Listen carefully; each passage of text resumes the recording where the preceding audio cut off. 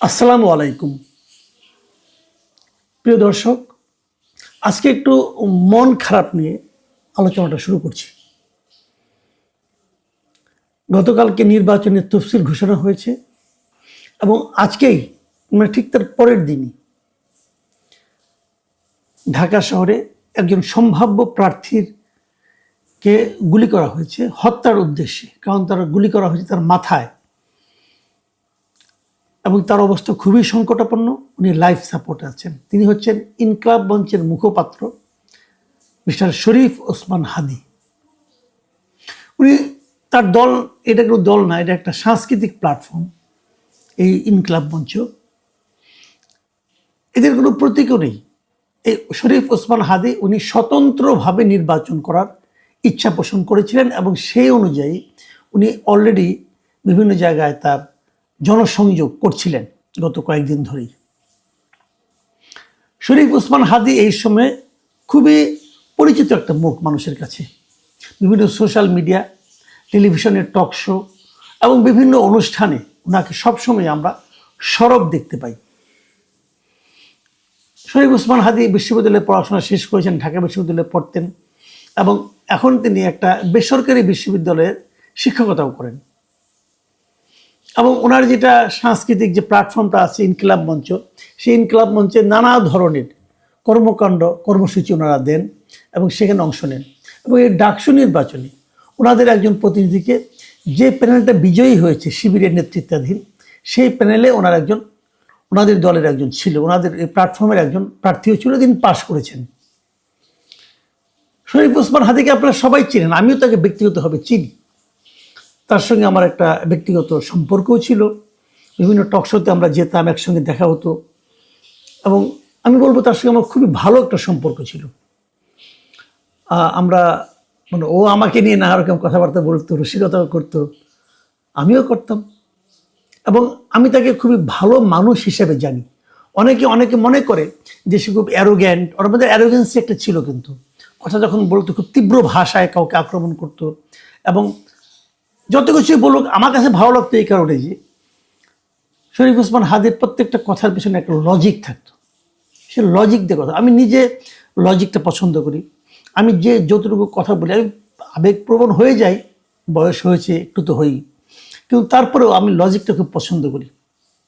যে কথাটাই বলি যুক্তি দিয়ে বলার চেষ্টা করি এবং যদি কেউ যুক্তি দিয়ে আমার যুক্তিকে খণ্ডন করে আমি তার যুক্তিটাকে গ্রহণও করি।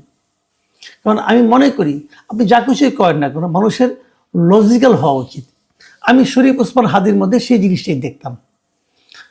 অন্যান্য তার সময়ের এই যে আপনার যে গণ আন্দোলন যেটা হলো গত বছরের, সেই গণ আন্দোলন থেকে উঠে আসা যে ছাত্র নেতারা ছিল, তাদের মধ্যে আমার কাছে শরীফ ওসমান হাদীকে সবচেয়ে অ্যারোগ্যান্ট এবং সবচেয়ে লজিক্যাল লোক হিসেবে মনে হইতো। এবং তার পড়াশোনা ছিল, ভালো পড়াশোনা ছিল। শরীফ ওসমান হাদী হয়তো তার কথার মাধ্যমে, হয়তো তার শব্দ চয়নের মাধ্যমে, হয়তো তার সিদ্ধান্তের মাধ্যমে অনেককে আহত করেছেন, এতে কোনো সন্দেহ নাই। করারই কথা, উনি সেটা করেছেন।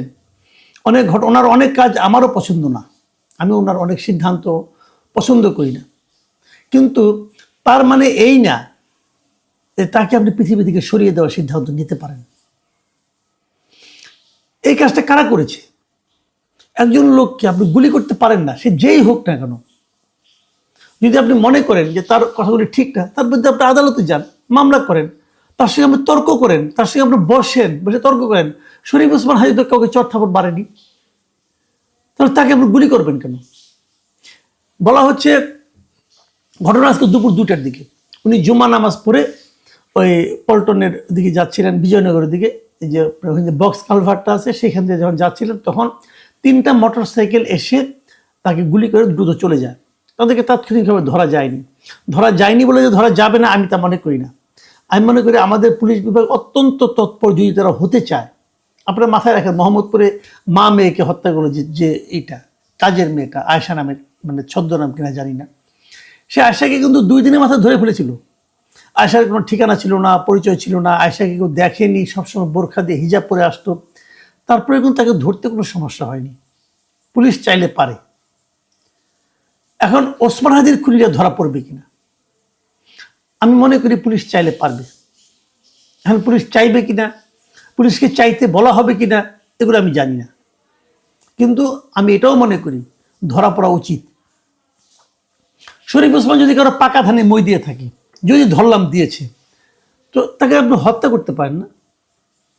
হত্যা কিন্তু আরেকটা হত্যাকে ইনভাইট করে, এই জিনিসটা মাথায় রাখতে হবে। শরীফ ওসমান হাদির অনেক কথায়, অনেক কাজে অনেকে ক্ষতিগ্রস্ত হতে পারেন, আহত বোধ করতে পারেন, কিন্তু তার জন্য তাকে আপনি এভাবে হত্যা করবেন, এটা ঠিক করেন না, কারণ এটা সমাজে একটা অস্থিরতা তৈরি করে।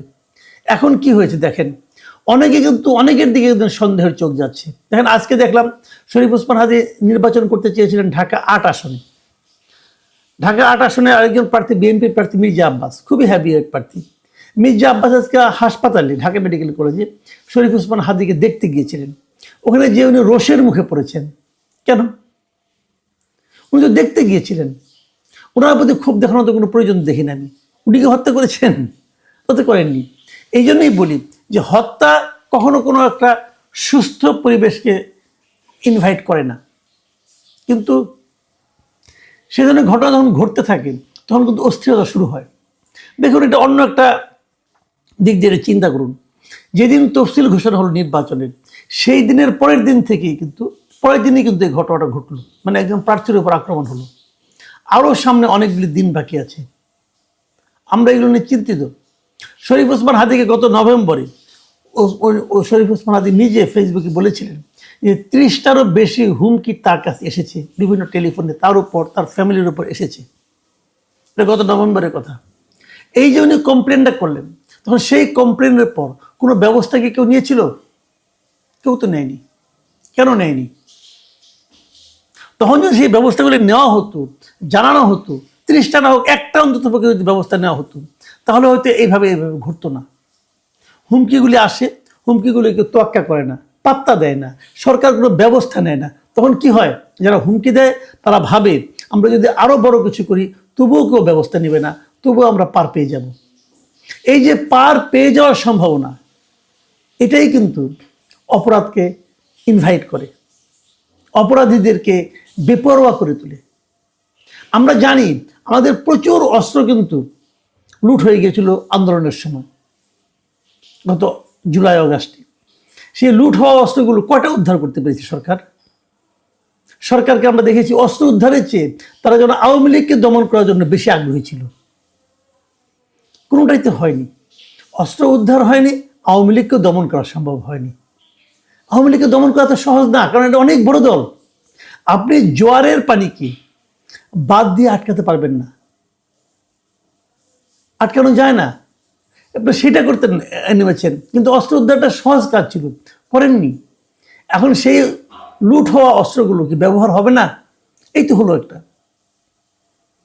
এই ব্যাপারে সরকারকে আমরা বলবো নির্বাচনে আরো 2 মাস বাকি আছে, আপনাদেরকে সতর্ক হতে হবে, না হলে কিন্তু বড় ঝামেলা হবে।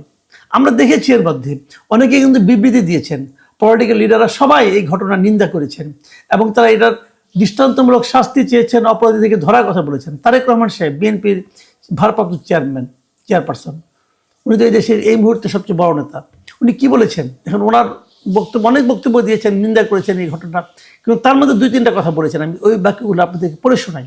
তিনি বলেছেন, দেশ অত্যন্ত সংকটের ভিতর দিয়ে যাচ্ছে, একটি গোষ্ঠী আগামী নির্বাচন বানচালের ষড়যন্ত্রে লিপ্ত। আমাদের অন্যায়ের বিরুদ্ধে প্রতিবাদ গড়ে তুলতে হবে এবং যে কোনো মূল্যে এদেশের মানুষ যাতে তাদের হারানো গণতান্ত্রিক অধিকার ফিরে পেতে পারে তার জন্য আমাদের সতর্ক থাকতে হবে। মানে উনি কিন্তু ইঙ্গিতটা দিয়েছেন এখানে। জামাতের আমির কি লিখেছেন, জামাতের আমির কি বলেছেন? উনি বলেছেন যে এই ঘটনা প্রমাণ করে যে সমাজে চিহ্নিত সন্ত্রাসীদের হাতে বিপুল পরিমাণ অস্ত্র রয়েছে, যে কথাটা একটু আগে আমি বললাম, এটাই প্রমাণ করে। এবং তিনি আরো বলেছেন যে এদেরকে, সন্ত্রাসীদেরকে পাকড়াও করতে হবে এবং এই পাকড়াও করার কাজে যদি কোনো ধরনের শিথিলতা প্রদর্শিত হয় তাহলে সুষ্ঠু নির্বাচনের বুলি একেবারে ফাঁকা বলে প্রমাণিত হবে। এখন দেখা যাক তারা কতটুকু শিথিলতা দেখায়।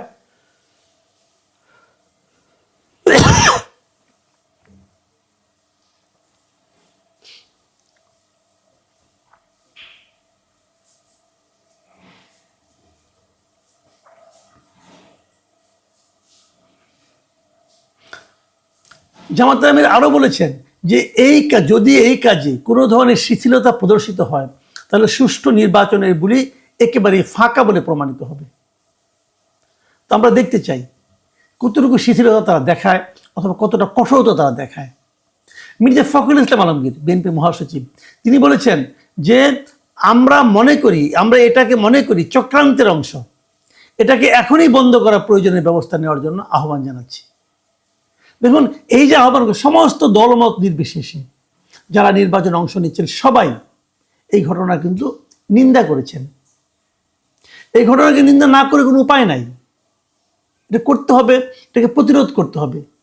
দেখুন, সামনে নির্বাচন আছে, নির্বাচনটাই বড় কথা না। কিন্তু এই দেশকে আমরা কি এরকম যার হাতে যখন যাকে ইচ্ছা গুলি করে মেরে ফেলার অধিকার আমরা দিয়েছি? দেইনি। আমরা রাস্তাঘাটে হাঁটাহাঁটি করি, আমি কেন, কত লোক হাঁটাহাঁটি করেন, কারণ কারো না কারোর সঙ্গে একটা কিছু নিয়ে ঝগড়া থাকতেই পারে, বিবাদ থাকতেই পারে, কারো কথা কারো অপছন্দ হতেই পারে। এখন সেটাকে কেন্দ্র করে আপনি তাকে গুলি করে দিবেন? এরকম অনিয়ম কতদিন চলবে? এই জায়গা থেকে বাঁচার জন্য তো আমরা একটা সরকার বসিয়েছি, এটা তো সরকারের দায়িত্ব তাদেরকে থামানো। সরকার কয়জনকে থামাতে পেরেছে এ পর্যন্ত? সরকার থামাতে পারবে এরকম কোনো নমুনা কি দেখাতে পেরেছে? আমি তো দেখি না। তবে এত সব বিবৃতির মধ্যে, এত সব প্রস্তাব মধ্যে একটা বিবৃতি আমার কাছে খুব চোখে লেগেছে। এটা হলো ডাকসুর ভিপি সাদিক কায়েমের। এই ভদ্রলোক যে কি বলেছেন আর কি বলেননি আমি বুঝতে পারিনি। আমি আপনাদেরকে পড়ে শোনাই, আপনারা শুনুন ওনার কথাতে কিছু বুঝতে পারেন কিনা। উনি লিখেছেন, ওসমান হাদিকে গুলি করা হলো। চাঁদাবাজ ও গ্যাংস্টারদের কবল থেকে ঢাকা সিটিকে রক্ষা মুক্ত করতে অচিরেই আমাদের অভ্যুত্থান শুরু হবে। রাজধানীর ছাত্র জনতাকে প্রস্তুত থাকার আহ্বান জানাচ্ছি। ডাকসুর ভিপির কথা না আমি বুঝিনি। আপনি কিসের অভ্যুত্থান করবেন ভাই? অভ্যুত্থান জিনিসটা কি? অভ্যুত্থান অর্থ বুঝেন? মানে চাঁদাবাজ ও গ্যাংস্টারদেরকে আপনি সিটি থেকে মুক্ত করে দিবেন আপনারা, এই জন্য আপনারা অভ্যুত্থান করবেন? আপনি কে? মানে এই ভদ্রলোক, আমি এর সম্পর্কে না এই ডাকসু নির্বাচনের আগে অনেক উচ্চ ধারণা ছিল আমার। ইদানিং তার কথাবার্তা এত এলোমেলো লাগে। আবার শুনছি ওনাকে নাকি জামাত ইসলাম মানে কি এমপি ইয়েতে নমিনেশনও দিচ্ছেন। আমার ওনার বক্তব্য কথাবার্তা এত এলোমেলো লাগে যে আমি বুঝে পাই না অভ্যুত্থানটা কি ভাই। যাই হোক, আমি ওনাকে বলবো আপনাদের মূল নেতা ডাক্তার শফিকুর রহমান, ওনাকে অনুসরণ করুন। পরিমিতি বোধ কাকে বলে এটা শফিকুর রহমান সবার কাছে শিখুন। প্রিয় দর্শক, আমি বক্তব্য শেষ করবো এই বলে যে শরীফ ওসমান হাদি, আমরা আল্লাহর কাছে প্রার্থনা করি উনি যেন ফিরে আসেন, উনি ওনার মতো হয়েই ফিরে আসেন। ওনার অনেক কিছু আমার পছন্দ নয়, সেগুলো ওনার সঙ্গে আমি তর্ক করতে চাই। তর্ক করার জন্য আমার একজন জীবিত হাদি দরকার। আমি জীবিত হাদিকে চাই। যদি না পাই, এর জন্য আমি সরকারকে দায়ী করব। এই সরকারের অবহেলার জন্য আমরা হাদির মতো একজন প্রজ্ঞাবান, একজন লজিক্যাল এবং একজন নিবেদিত প্রাণ লোককে আমরা হারালাম। উনি ওনার আদর্শের কাছে কিন্তু নিবেদিত প্রাণ ছিলেন। উনি যেটা বিশ্বাস করতেন সেটাই বলতেন। ওনার সবচেয়ে বড় বৈশিষ্ট্য ছিল উনি ছিলেন প্রচণ্ড রকম দেশপ্রেমিক অর্থে ভারতের ব্যাপারে, ভারতের আগ্রাসনবাদের বিরুদ্ধে ওনার কণ্ঠ ছিল উচ্চকিত। সেই উচ্চকিত কণ্ঠ কিন্তু দেশে একজন দরকার আছে। প্রিয় দর্শক, এখন এই পর্যন্তই। আল্লাহ হাফিজ।